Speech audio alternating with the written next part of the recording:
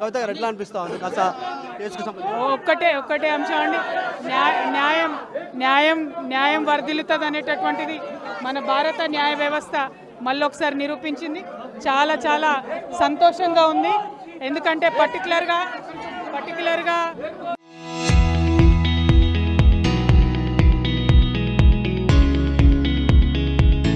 మనము బయట ఎన్ని విషయాలు చెప్పినా న్యాయ వ్యవస్థ మద్దతు ఇవ్వడం, న్యాయ వ్యవస్థ ఇచ్చిన తీర్పు, అందులో ఇచ్చినటువంటి అబ్జర్వేషన్స్ మామూలుగా లేవు. ప్రతి ఒక్క కుట్రను ఛేదించే విధంగా ఇవాళ జడ్జిమెంట్ చెప్తా ఉంది మనకు.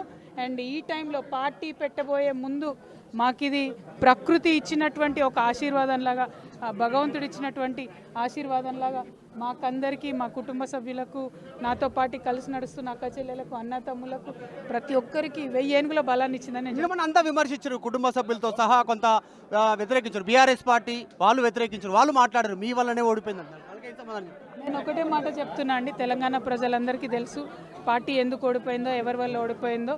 కేవలం మనం కొన్ని పనులు చేయలేకపోవడం ద్వారా, మన ధోరణి ఒక అహంకారపూరిత ధోరణి అనేటటువంటి ఒక చర్చ విస్తృతంగా వెళ్ళడం ద్వారా ఓడిపోయిందని చిన్న పిల్లవాడిని అడిగినా చెప్తారు.